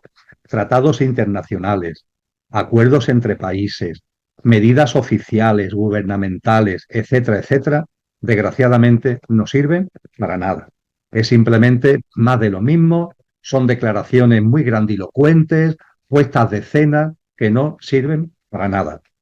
Desgraciadamente, yo empecé a darme cuenta de esto hace ya demasiados años, quizás, y desde entonces he ido viendo cómo va a más y a más y a más. Yo, entre comillas, confieso que he vivido. No es que esté actualmente en un nivel alto de conciencia, voy en el camino, modestamente, de la conciencia. Pero confieso que he vivido totalmente alejado de la conciencia. Y en esa época, hace unos 25 años, 27, 25, 22, presidí el programa de desarrollo regional y local del sistema de Naciones Unidas. Fui presidente de ese programa, del programa del NED. Y ahí tuve oportunidad excelente, el privilegio de percibir cómo funcionan todas esas instituciones, cómo esos programas, esos mecanismos. La conclusión final fue que entre el 2008 y el 2010 yo dejé todo. Y para mí, hago un análisis personal, pero que ahora quiero llevarlo a una reflexión que también sea colectiva. Lo que viví de fraude, de engaño, de manipulación, en primera persona, de cómo, como tú dices muy bien, se manejan cifras que son falsas, cómo se habla de unos dineros que después no van a donde dicen que van, cuando como finalmente siempre van, finalmente a manos de lo mismo, de uno o de otra manera, o para financiar siempre las mismas cosas, que tienen que ver con gobiernos corruptos, que tienen que ver con intereses de las grandes corporaciones transnacionales. Cuando todo eso hay un momento determinado que me llevó, tú lo sabes, a dejar todo. Dejé toda esa vida por completo. En el 2010 dejé incluso la docencia universitaria porque sentí que había un reclamo en mi interior, de mi verdadero ser, no de este tal Emilio, sino lo que está encarnado en él, que me exigía caminar de otra manera, y modestamente en esa senda es por la que voy andando. Y lo quería llevar a una reflexión colectiva, y esa reflexión colectiva lo voy a hacer con el experimento de la rana hervida. Es un experimento atroz, porque se trata de las tecnologías de la materia, es decir, esas tecnologías que no le importa el manipular la vida y el dañar a la vida con tal de hacer determinadas pruebas o conseguir determinados resultados. Pero creo que, aun siendo una barbarie, es un experimento de laboratorio muy ilustrativo de lo que quiero transmitir. El experimento de la rana hervida consiste en que si tú coges una rana, la metes en un recipiente de cristal con el agua natural en ese recipiente, agua a temperatura natural, y la pones en un hornillo, y ese recipiente lo vas calentando poco a poco, la ranita no se da cuenta de que el agua va aumentando la temperatura poco a poco. Es más, cuando va aumentando ligeramente la temperatura, a la ranita le parece agradable. Tan agradable que le va entrando un sopor, se duerme y finalmente, el final del experimento, ¿cuál es? Que la ranita muere abrasada, la ranita muere hervida. Pero ese experimento tiene una segunda fase. La segunda fase es que tú coges otra ranita, porque ya has matado a la primera, desgraciadamente, y repite todo lo demás. El recipiente, el agua a temperatura natural, metes la ranita en el agua, la pones en un hornillo el recipiente, pero en lugar de subir la temperatura poco a poco, lo haces bruscamente, lo pones al máximo bruscamente. ¿Qué sucede? Que la rana salta.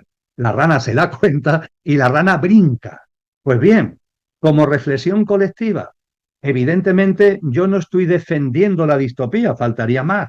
No estoy defendiendo la barbarie, no estoy defendiendo ni justificando todo lo que está ocurriendo y que tú y yo venimos brevemente, sintéticamente, en algunos aspectos poniendo de manifiesto. Pero sí quiero subrayar el hecho de que los apretones que estamos viviendo son una oportunidad de conciencia para que brinquemos, para que saltemos y para que no sigamos ahí en esa tontería, en esa inconsciencia que nos llevaría finalmente a lo que desgraciadamente casi empezamos a hacer, zombies, seres que aparentamos vivir, pero que realmente no estamos viviendo, sino sobreviviendo. Entonces creo que es muy importante que seamos conscientes que estos apretones, vuelvo a decirlo, en lugar de caer en el victimismo, en lugar de caer en el derrotismo, que lo veamos como oportunidades de conciencia.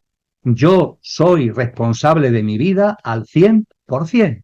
Sí, que hay influencias externas que me quieren manipular por aquí o por allí, que tengo unas necesidades básicas que cubrir y que ellos tienen muchos resortes para condicionar cómo cubro esas necesidades básicas. Indudable, pero siempre hay margen de maniobra, siempre hay margen de maniobra. Y ese margen de maniobra es el que tenemos que aprovechar. Estos apretones son una oportunidad. Ellos, los apretones, lo quieren usar, como decía antes, para atontarnos entre tanto removimiento, metidos en la batidora, ¿no? Para que seamos inconscientes y llenos de miedo y de inseguridad. Y nosotros lo que tenemos que hacer es darle la vuelta. De eso se trata la Agenda 2033. Darle la vuelta en mi vida, para empezar, en mi vida, porque es mi responsabilidad directa. Y a partir de ahí, darle la vuelta en mis relaciones con los demás y en mis relaciones con la naturaleza y con la vida. Y en eso hay que avanzar e ir ampliando en círculos concéntricos, porque cuando empezamos a andar este camino, claro que podemos hacer cosas, y tantas cosas. Diariamente, en cada momento del día podemos hacer cosas, que no nos dejemos nublar la mirada por los telediarios. Yo lo que está pasando en no sé qué sitio puede tener mi solidaridad, pero lo que yo puedo hacer realmente es en mi ámbito cotidiano. Y cuando me doy cuenta de eso, me doy cuenta de la cantidad de cosas que puedo hacer cuando he tomado la decisión, como la rana, de brincar y de tomar conciencia. Más de 110 millones de personas están desplazadas en el mundo, la cifra más alta de la historia. Millones se ven forzados a dejar sus hogares por guerras, pobreza o el clima. La verdadera solución no está en muros, sino en derechos, dignidad y justicia global.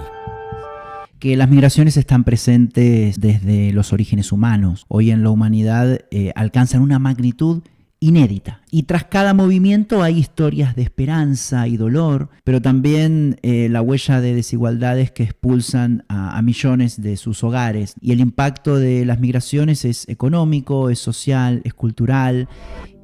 Pero también pueden aportar innovación y diversidad, pero también se generan tensiones y se generan temores. Está el tema ahí hay mucha tensión, bastante ambiguo. Está también esta gran deportación que se hizo en Estados Unidos. El factor climático también hace que muchas personas abandonen sus hogares por las guerras, los conflictos bélicos. Hoy sinceramente es un tema que preocupa, ¿no? Preocupa. Y más allá de cifras, lo esencial es ver la migración como un fenómeno humano que nos reta a integrar diversidad y garantizar derechos. Lo cierto es que ningún muro material o legislativo detiene la desigualdad. Es hora de llenarnos de solidaridad y de construcción de sociedades inclusivas. Entonces, este es un gran reto para los países en el marco de las inmigraciones.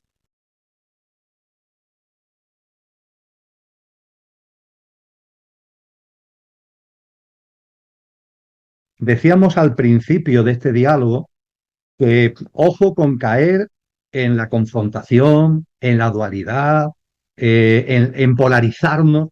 Estamos viendo esto con lo que tiene que ver con los flujos migratorios. Hay una polarización en la opinión pública, hay una tensión creciente en la opinión pública y es una tensión además que está siendo favorecida por aquellos que precisamente beben e incitan a esa confrontación y a esa división, porque nos quieren con miedo, inseguros, en la incertidumbre y además separados y divididos. Es la forma precisamente de promover la deshumanización. Y han visto un caldo de cultivo en lo que tiene que ver con los flujos migratorios. los flujos migratorios siempre han existido. Es verdad que de un tiempo a esta parte están aumentando. Y es muy importante, Mariano, en el informe este que comparto, los datos son clarísimos, de que cuando hablamos de flujos migratorios, la mayoría de las personas que se mueven por el planeta no se mueven por pobreza, por hambruna o huyendo de una guerra, huyendo de la muerte, que por supuesto que las hay en un número significativo. Pero ojo, no es la mayoría. La mayoría de los flujos migratorios vienen de países que están en vías de desarrollo. No son países desarrollados, sino países que están en vías de desarrollo. Y es curioso porque los datos, insisto, son incontestables.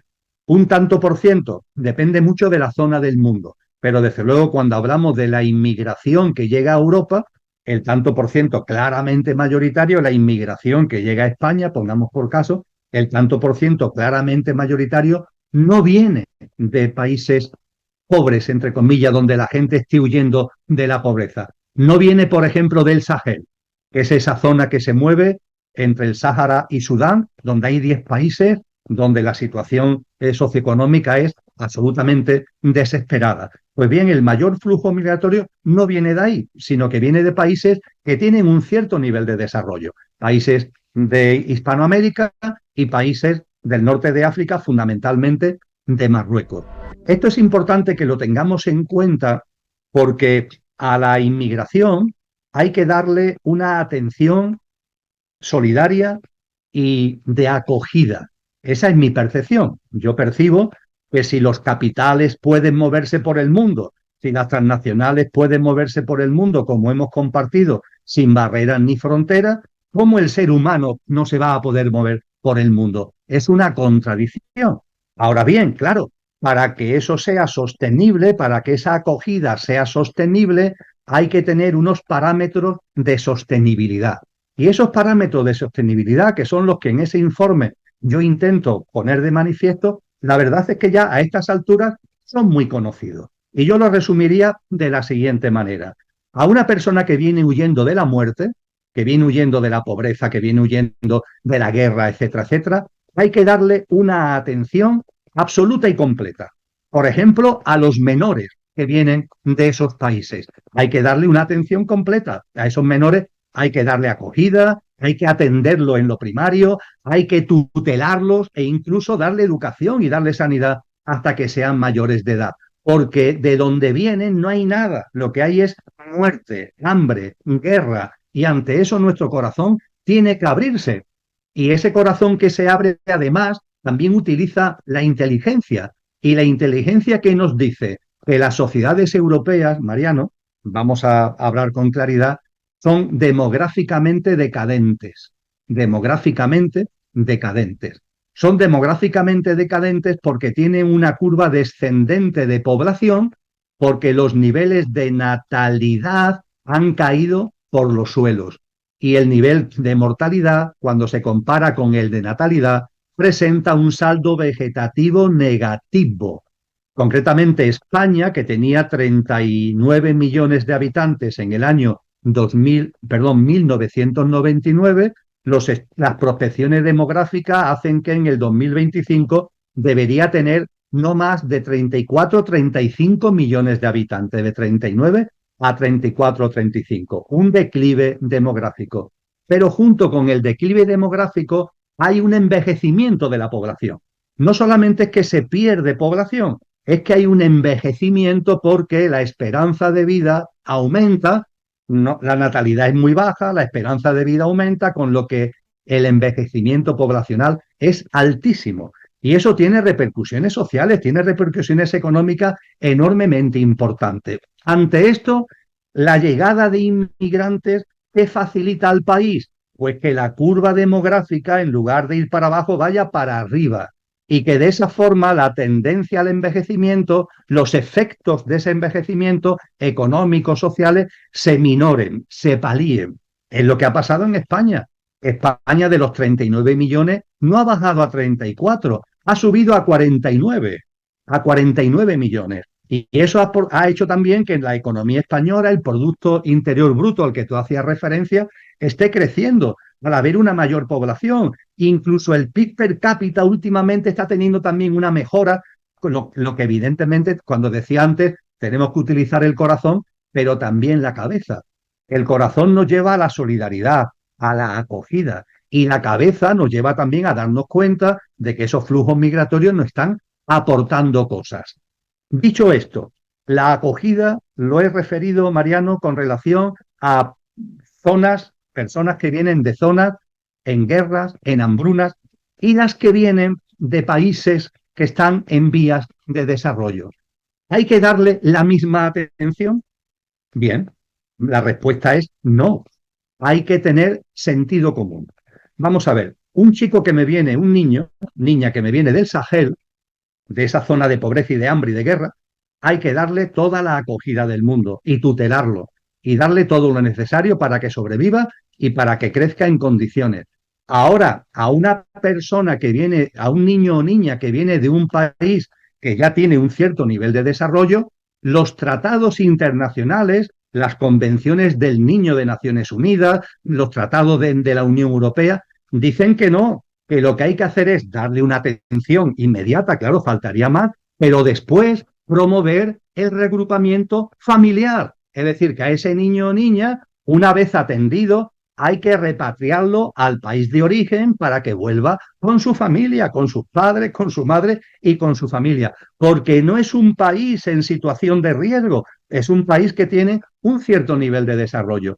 Para que entendamos lo que es un país en una situación de riesgo o en cierto nivel de desarrollo. España vivió una explosión de salida de la gente, una salida de aquí eran inmigrantes, no fueron inmigrantes en otros países, enormes. ¿Y cuándo lo vivió? Cuando ya se había quedado atrás la Guerra Civil Española y ya España empezó a tener un cierto nivel de desarrollo. Fue a partir de 1960, 1965, hasta 1975, cuando hubo más de 3 millones de españoles y de españolas que salieron fuera, a Alemania, a Francia y a otros países europeos. El español se convirtió en un emigrante. Para los países de acogida éramos inmigrantes. Y no estábamos huyendo de la guerra, ya no. No estábamos huyendo de la miseria y del hambre, ya no, sino simplemente que era una población que ya tenía un cierto nivel de visión, un cierto nivel educativo, que había empezado a llegar el turismo, que había empezado a llegar la televisión y que nos dábamos cuenta que había unas alternativas de vida que nos podía venir muy bien, tanto para nosotros como para traer dinero a nuestra familia. Y claro, ante ese flujo migratorio, la respuesta no puede ser la misma que ante el flujo migratorio de los países donde la gente se está muriendo. No puede ser la misma.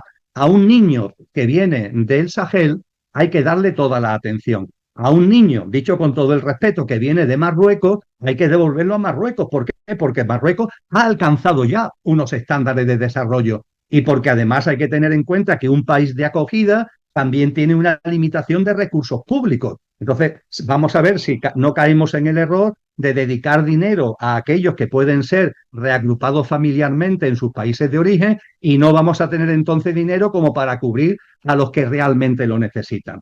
Con todo esto, lo que estoy compartiendo, Mariano, es que es necesario sentido común, siempre con el telón de fondo de la acogida, de la cultura de acogida y de la solidaridad, pero con sentido común para darle sostenibilidad y, desde luego, promoviendo la integración.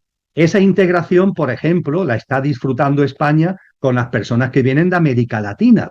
Las personas que vienen de América Latina se integran con mucha facilidad en España. ¿Por qué? Porque comparten una cultura, comparten un idioma, comparten un estilo de vida, comparten incluso unas convicciones religiosas y eso hace que la integración sea sencilla.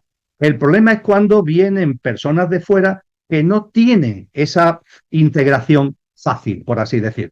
Y esa integración, cuando no es fácil, hay que favorecerla. Pero claro, la integración se favorece entendiendo que el inmigrante tiene derechos y tiene deberes.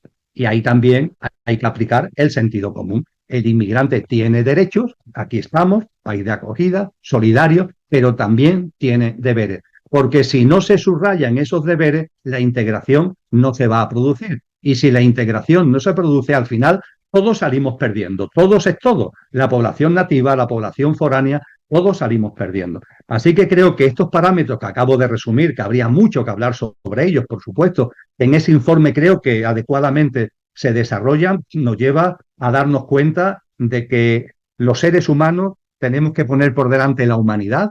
En el caso de la inmigración, eso significa cultura de acogida, eso significa solidaridad, eso significa espíritu de integración, pero que a su vez tenemos que tener sentido común para no mezclar el tocino con la velocidad, para no meter todo en el mismo cajón, para tener una serie de medidas adecuadas que favorezcan esa integración a la que vengo haciendo referencia. Y me da la impresión que en general, Mariano, y no quiero ser negativista, pero me da la impresión que no solamente en España, sino en más sitios, los poderes públicos esto no le prestan mucha atención. Esto es un totum revolutum, que todo se mete en la misma caja, que no hay un discernimiento sobre lo que las distintas características de los distintos subflujos que hay dentro del flujo migratorio, y que todo esto a su vez está alimentando una trifulca política enorme y una serie de llamamientos, de hostigamientos, de división, de separación, que no nos conviene a nadie. Entonces creo que nuevamente la conciencia es la respuesta, la conciencia es la respuesta. Y en la medida de lo posible, pues llevarlo a nuestro hábitat de vida, cada uno en lo que podamos y en lo que puede ser nuestro ámbito directo de responsabilidad. Muy bien, muy bien. Invitamos a ver el informe consciente de actualidad que está en el canal de YouTube de Emilio y en Ecocentro Televisión, y también a descargarse ese informe de 25 páginas para quienes le interese profundizar en el tema. Y sí, Emilio, yo comparto todo lo que mencionas, estamos muy pero muy alineados. Las migraciones son parte de nuestra humanidad, no son un accidente, no son un problema que haya que resolver, sino un fenómeno natural en un mundo interconectado y además consecuencia de todas las cosas que están sucediendo. Las migraciones forzadas suelen presentarse bajo un único prisma, ¿no? El del control fronterizo, ¿no? Muros, policías, militares, detenciones, expulsiones. En cierta forma se criminaliza a quienes llegan, se les etiqueta como amenazas, como ilegales, como números incómodos que cruzan un mapa. Un llamado a la conciencia, al amor. Detrás de cada persona migrante hay una historia de guerra, una historia de hambre, una historia de persecución política, de desastres climáticos, historias de seres humanos que huyen, no porque quieran, sino porque no les queda otra salida, como tú bien decías. Entonces, cuando reducimos la migración a un problema de seguridad, estamos deshumanizando, estamos negando que esas personas tienen derechos, tienen sueños, tienen dignidad. Las convertimos en víctimas dobles. Primero, de un sistema global injusto que expulsa, y luego de otro sistema que rechaza y criminaliza. Entonces, las migraciones no son una amenaza, son una oportunidad para ensayar un nuevo humanismo global, capaz de reconocer que todos compartimos una misma casa común, que es nuestro planeta. En lugar de levantar muros, podríamos tender puentes, dejar a un lado los discursos de miedo, porque la movilidad humana ha sido a lo largo de toda la historia motor de mestizaje, de creatividad, de cultura, de progreso. Entonces, ¿por qué ahora insistimos en verla como un peligro? También genera delincuencia, sí, hay que decirlo, y en gran cantidad de países los delitos de migrantes superan a los números de los nativos, y en ese caso hacer un llamado a la responsabilidad, a los valores, a los principios y, como tú bien decías, a los deberes que tiene el migrante, a algo muy básico, ¿no? A respetar al país de acogida. Necesitamos reemplazar la lógica de muros y expulsiones por corredores humanitarios seguros. Migrar no debería significar perder derechos, al contrario. Una sociedad justa debe garantizar acceso a la salud, a la educación, a la vivienda, al trabajo digno, a toda persona que pisa su territorio sin discriminación.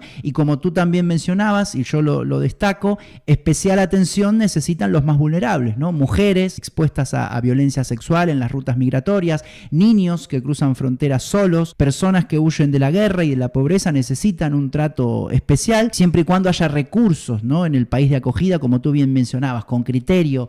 La integración no ocurre sola, se construye a través de programas de idioma, de formación laboral, de espacios culturales y educativos que faciliten el encuentro entre quienes llegan y quienes ya están.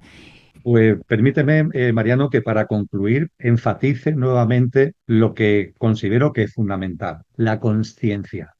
No nos dejemos arrastrar en el pesimismo, en el victimismo, en el derrotismo. Utilicemos el símil, por bárbaro que sea, de la rana hervida. Vamos a dar el salto. Vamos a dar el salto cambiando nuestra dinámica de vida, cada uno la suya.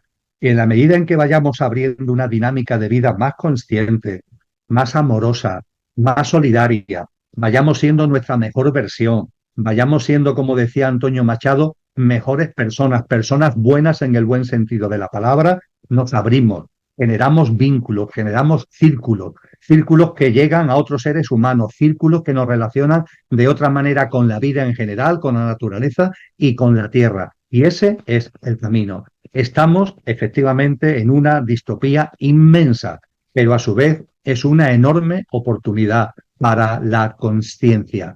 Finalmente todo tiene su porqué y su para qué. Todo tiene su sentido profundo y posiblemente el porqué y el para qué de la distopía tremenda que estamos viviendo es precisamente la oportunidad para la consciencia, para que demos ese salto hacia adelante y para que inauguremos en nosotros una mirada nueva, unos ojos nuevos que vayan generando ese mundo nuevo. Es responsabilidad de cada uno en su día a día y en su entorno más inmediato y cotidiano. Recuerden el blog de Emilio, El cielo en la tierra, el sitio web de Conciencia y Sociedad Distópica, el proyecto de investigación, la asociación que preside Emilio, el sitio web es www.sociedaddistópica.com y la comunidad de Telegram e Instagram. Gracias, Emilio, por tu tiempo, tu compartir, siempre tan profundo y rico, y nos veremos más adelante. Seguiremos trabajando por la Agenda 2033 y ojalá nuestros encuentros sigan siendo humanos siempre. Al menos yo no tengo pensado crearme un avatar con la inteligencia artificial, espero que tú tampoco, que sigamos con esta presencia consciente aquí. Y gracias, gracias y gracias. Ahí estuvo Emilio, muchísimas gracias a todos por haber estado. Un mensaje final en base a todo lo que compartimos con Emilio. Sabemos que la crisis que enfrentamos no es natural ni inevitable, es el resultado de decisiones políticas, económicas y culturales tomadas durante siglos bajo la lógica del poder, la acumulación y el consumo sin límites. El diagnóstico es duro: un planeta al borde del colapso ambiental, instituciones debilitadas, tecnologías que avanzan más rápido que la ética, desigualdades normalizadas y millones de personas obligadas a abandonar sus hogares. Sin embargo, también hay un hilo de esperanza que atraviesa cada reflexión. El futuro aún no está escrito. El gran desafío de nuestro tiempo es entender que estas crisis no son castigos, sino oportunidades para reinventarnos. La humanidad tiene enfrente de sí la posibilidad de elegir continuar con ajustes superficiales que maquillan un sistema injusto o emprender una transformación profunda que ponga la vida, la dignidad y la sostenibilidad en el centro. Las soluciones existen y ya germinan en múltiples rincones del mundo. Comunidades que practican